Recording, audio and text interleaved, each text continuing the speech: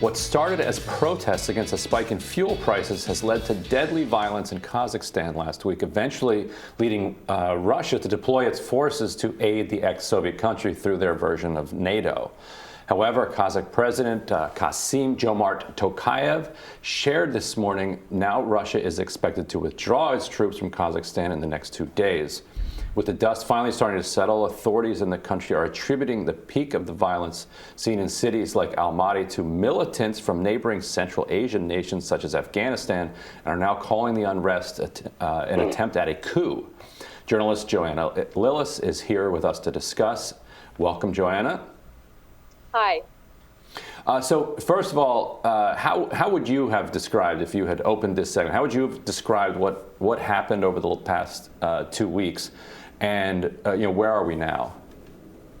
Well, what happened was, as you mentioned, spontaneous protests erupted, and they were just protests by ordinary people over fuel price rises, and that was in fact only about a week ago or 10 days ago now. Now what the government is saying, and this is actually plausible, is that they were hijacked by certain sort of forces, violent forces, and these protests turned violent. Now, it's true what you said, that the government has been blaming sort of militants and terrorists, but it's a little bit more complicated than that. I mean, they've also been quite clear that it was an attempted coup by internal forces, without naming who those internal forces are. And they've also said that there were sort of elements of organized crime got involved. And this also seems plausible from the behavior of some of the violent elements that were taking part in what were no longer protests, really, but were clearly turned into an insurrection. In other words, peaceful protesters, ordinary people, started protesting about something that affects their daily lives, and then some violent forces hijacked that. I think one of the issues we should be looking at here is not to maybe overstate the case that about the militants. I mean, there doesn't seem to be much proof of these militants coming from elsewhere, although there's clearly violence involved.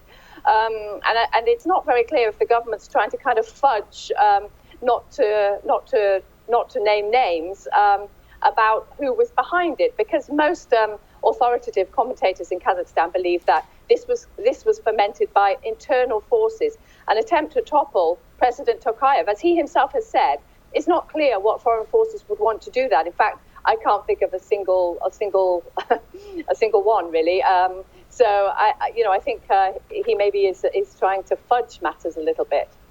Yeah, and can you tell us more about the political context on the ground in the months leading up to this outbreak that might help explain or contextualize exactly the dynamic of what played out in the last week? Well, I think when we're talking about the political context in Kazakhstan, the most important thing to understand is that President Tokayev has, since he came to power in 2019, he has been ruling in a kind of political tandem with the former president who appointed him. In other words, he was the protege of the former president, whose name is Nursultan Nazarbayev. He's 81 years old, and he enjoys special privileges since he resigned and handed over to President Tokayev after 30 years in power in 2019. He's been wielding a lot of power, a lot of privileges, and basically, it was long believed that he pulled all the strings of power and Tokayev was his kind of puppet. But what we've seen now, I mean, we're seeing a seismic shift in politics in Kazakhstan this week, because really it looks as if the former President Nazarbayev and his family are down, if not out, because whatever, there's a lot of rumors in Kazakhstan that not so much that the former President Nazarbayev himself tried to topple him, because they were ruling in a tandem, but there's certain elements of Nazarbayev's family who are disgruntled at Tokayev's rule and worried what will happen to them after the former president dies. He is 81. They're worried about protecting their interests, and there's all kinds of allegations going down about links with organized crime, drug smuggling, and so on. All kinds of things that people may be involved in, and they may want to make sure they remain involved in them because they're lucrative. So that's the context we're seeing here. We're seeing a shift where President Tokayev having managed to keep power with the support of Putin, Russia's president, he looks pretty strong right now. And the former president, the former president Nazarbayev, 81 years old, hasn't been seen in public since the end of December now. Tokayev has also taken away his powers to control the security forces. And we've also seen the security chief under arrest on treason charges, and he is a big ally of the first president, Nazarbayev. So we're really seeing a lot of infighting here. And so for a lot of us over here in the U.S., when we see popular protests like this quickly evolve into armed groups, seizing airports and other installations around capital cities, we think, CIA is bored and up to something again. We don't have any evidence of that, but that's just kind of that's our running assumption until it's proven otherwise. What kind of entree does the U.S. have into Kazakhstan? Do they have the capacity to monkey around in business like this, or do you think that this is mostly a regional affair?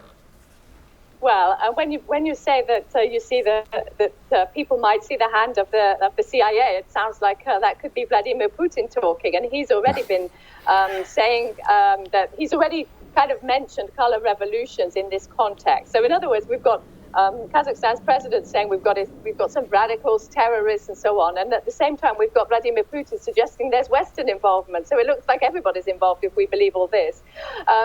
But what capacity does the CIA have? Well, I'm sure the CIA has pretty decent capacity anywhere, but it's hard to imagine why they would want to meddle in Kazakhstan so much, because Kazakhstan is an ally of America. Kazakhstan is one of those rare countries that doesn't pick sides in the sort of Russia-America new Cold War, and it's allied to America and doesn't pick fights with America, and there's no reason really why the Americans would want to do that. President Tokayev, they would rather see stability in the country, and President Tokayev is a reasonable person. He may be autocratic, but he's a reasonable person, a former UN diplomat, an English speaker, has good relations with America. So I don't see the hand of the CIA here, even if Putin does. Right. So, yeah. So in other words, he's somebody the U.S. can do business with, so why would they bother to make life more difficult for him and possibly push him closer to Putin as a result? Exactly. There would be no interest for America to foment trouble in Kazakhstan, because we can see the result has been that President Tokayev invited Russian troops in under a regional security pact with certain troops from some other countries, and that's never happened before in Kazakhstan. It's never happened before, and so the only result of this has been to increase Russia's footprint on Kazakhstan, which was already enormous.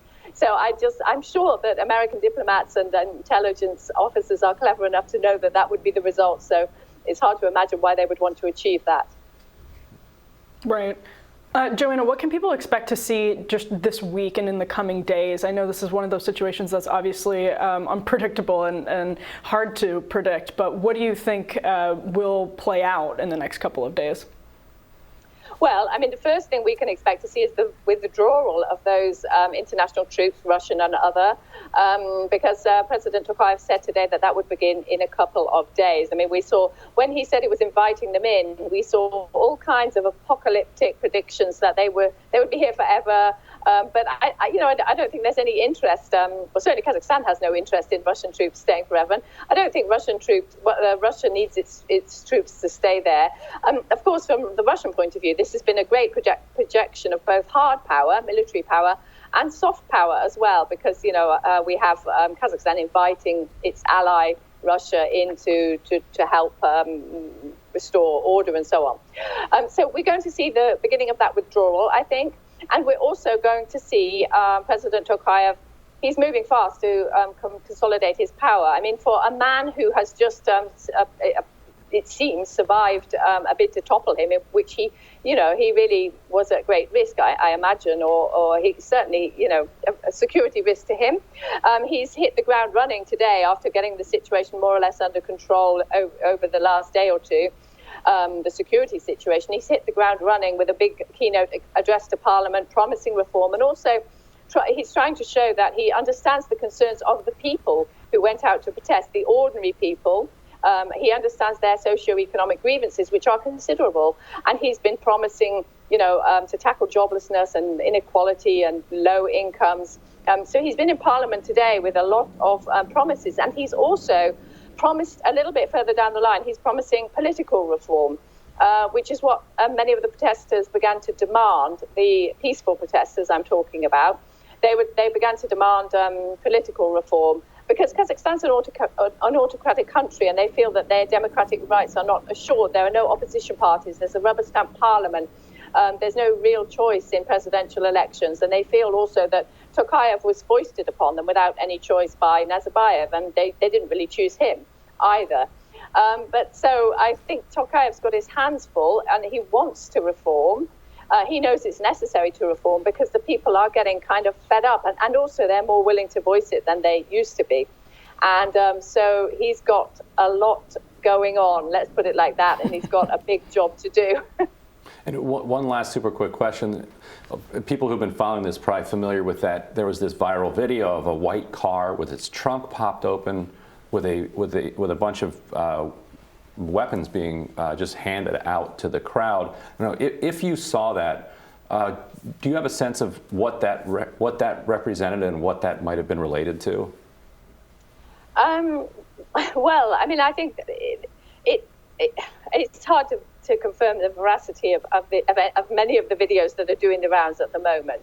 But I think, for example, I have been in contact with eyewitnesses who saw similar scenes actually in Almaty, and I think what that's related to is the obvious idea that this was organized. That this was an organized thing that was pre-prepared, and weapons were prepared and then brought down to the square in Almaty and to military facilities and security facilities that the insurgents were trying to seize. So it shows that something was organized, and it shows that there's some sort of nefarious dark forces. And also, it's worth adding that, the many people believe this is emanating, that there are rogue elements of the security forces, put it like that. That seems kind of likely.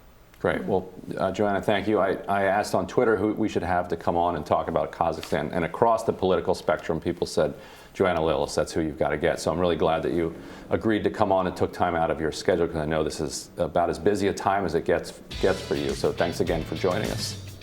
Thank you. And we will have more Rising right after this.